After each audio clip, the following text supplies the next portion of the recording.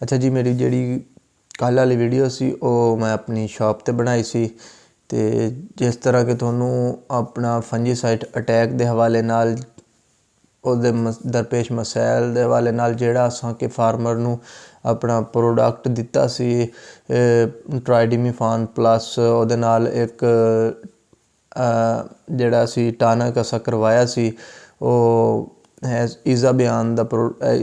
ਈਜ਼ਾ ਬਿਆਨ ਫਾਰਮੂਲਾ ਸੀ ਅਤੇ ਉਹ ਹੈ ਸੀ ਆਪਣਾ ਕੁਮੈਗਾ ਗਰੁੱਪ ਦੇ ਵਿੱਚ ਸਾਹਿਬਾਨ ਗਰੁੱਪ ਕੁਮੈਗਾ ਦਾ ਹੈਗਾ ਸੀ ਮਿਸ਼ਵਾ ਦੇ ਨਾਂ ਤੋਂ ਸੀ ਅਸੀਂ ਉਸ ਦਾ ਅਪਲਾਈ ਕਰਵਾਇਆ ਉਹਦਾ ਬਹੁਤ ਅੱਛਾ ਮਾਸ਼ਾਅੱਲਾ ਰਿਜ਼ਲਟ ਮਿਲੇ ਨੇ ਉਹ ਅਸੀਂ ਇਨਸ਼ਾਅੱਲਾ ਕੋਸ਼ਿਸ਼ ਕਰਾਂਗੇ ਨੈਕਸਟ ਜਾਂ ਫਿਰ ਜਿਸ ਤਰ੍ਹਾਂ ਹੀ ਸਾਡਾ ਫੀਲਡ ਵਿਜ਼ਿਟ ਹੁੰਦੇ ਨੇ ਅਸੀਂ ਉੱਥੇ ਫੀਲਡ ਦੇ ਵਿੱਚ ਜਾ ਕੇ ਫਾਰਮਰ ਤੋਂ ਵੀ ਫੀਡਬੈਕ ਲੈ ਕੇ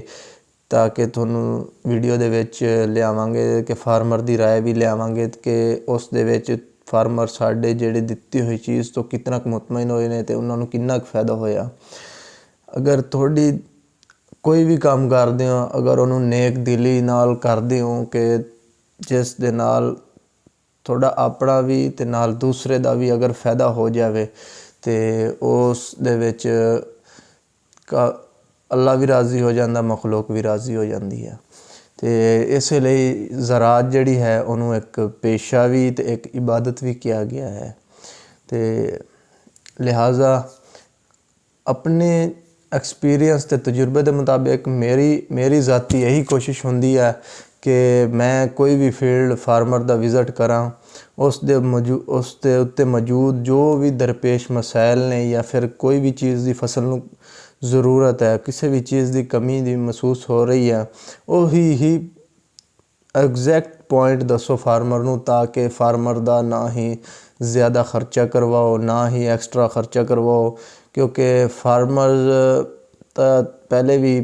ਪਾਕਿਸਤਾਨ ਦੇ ਵਿੱਚ ਪਿਸ ਰਹੇ ਨੇ ਕਿ ਜਿਸ ਟਾਈਮ ਤੁਹਾਨੂੰ ਆਪ ਇਸ ਗੱਲ ਦਾ ਇਲਮ ਹੈ ਕਿ ਕਿਸਾਨ ਦੀ ਫਸਲ ਮਾਰਕੀਟ 'ਚ ਆਉਂਦੀ ਆ ਅਤੇ ਹਕੂਮਤ ਕਿਸਾਨ 'ਤੇ ਚੜ੍ਹ ਜਾਂਦੀ ਆ ਲੇਕਿਨ ਹੁਣ ਦੇਖ ਲਓ ਕਿ ਰੋਜ਼ਾਨਾ ਇੱਕ ਖਾਦ ਦੀ ਬੋਰੀ ਯੂਰੀਆ ਵਾਸਤੇ ਫਾਰਮਰ ਧੱਕੇ ਖਾ ਰਿਹਾ ਆ ਲੇਕਿਨ ਕਿਸਾਨ ਦੀ ਮਦਦ ਕਰਨ ਵਾਲਾ ਕੋਈ ਨਹੀਂ ਹੈਗਾ ਅਤੇ ਇਹ ਡੰਡੇ ਦੀ ਹਕੂਮਤ ਹੈ ਅਤੇ ਜਿਸ ਤਰ੍ਹਾਂ ਕੋਈ ਕਰੇ ਸੋ ਕਰੇ ਲੇਕਿਨ ਫਾਰਮਰਸ ਨੂੰ ਕੋਈ ਸਪੋਰਟ ਨਹੀਂ ਕਰਦਾ ਹੈ। ਬਾਕੀ ਕੋਸ਼ਿਸ਼ ਅਗਰ ਤੁਸੀਂ ਆਪਣੇ ਕਿਸੇ ਵੀ ਸ਼ੋਬੇ ਨਾਲ ਮੁਨਸਲਿਕ ਹੋ ਕੋਈ ਵੀ ਆਪਣਾ ਸ਼ੋਬੇ 'ਚ ਤੁਸੀਂ ਹੈਗੇ ਹੋ ਕੋਸ਼ਿਸ਼ ਕਰੋ ਕਿਸੇ ਵੀ ਆਪਣਾ ਜੋਬ ਦੇ ਉੱਤੇ ਜਾਂ ਕਿਸੇ ਵੀ ਅਹੁਦੇ ਉੱਤੇ ਤੁਸੀਂ ਆਪਣੇ ਫਾਇਜ਼ ਹੋ ਕੋਸ਼ਿਸ਼ ਕਰੋ ਕਿ ਜਿਹੜਾ ਤੁਸੀਂ ਅਹੁਦੇ 'ਤੇ ਫਾਇਜ਼ ਹੋ ਉਹਦੇ ਮੁਤਲਕ ਆਪਣੀ ਅਪਰੋਚ ਤੱਕ ਜਿੰਨਾ ਹੋ ਸਕਦਾ ਕਿਸੇ ਦਾ ਅੱਛੇ ਤੋਂ ਅੱਛਾ ਭਲਾ ਕਰੋ ਤਾਂ ਕਿ ਇਸ ਦੁਨੀਆ 'ਤੇ ਕੋਈ ਪਿੱਛੋਂ ਕਹਿਣ ਵਾਲਾ ਹੋਵੇ ਯਾਰ ਬੰਦੇ ਨੇ ਕੋਈ ਕੰਮ ਕੀਤਾ ਫਲਾਣਾ ਬੰਦਾ ਬਹੁਤ ਅੱਛਾ ਸੀ ਕਹਿੰਦੇ ਨੇ ਕਿ ਬੰਦੇ ਨਹੀਂ ਰਹਿੰਦੇ ਲੇਕਿਨ ਬੰਦੇ ਦੀ ਯਾਦਾਂ ਰਹਿ ਜਾਂਦੀਆਂ ਨੇ ਅਲਫਾਜ਼ ਰਹਿ ਜਾਂਦੇ ਨੇ ਠੀਕ ਆ ਅਤੇ ਇਨਸਾਨ ਤਾਂ ਨਹੀਂ ਰਹਿੰਦਾ ਸ਼ਖਸ ਮਰ ਜਾਤਾ ਹੈ ਲੇਕਿਨ ਸ਼ਖਸੀਅਤ ਜ਼ਿੰਦਾ ਰਹਿਤੀ ਹੈ ਉਹ ਅਤੇ ਲਿਹਾਜ਼ਾ ਕੋਸ਼ਿਸ਼ ਕਰੋ ਕਿ ਕੰਮ ਕਰੋ ਅੱਛਾ ਕਰੋ ਸਾਫ਼ ਕਰੋ ਸੁਥਰਾ ਕਰੋ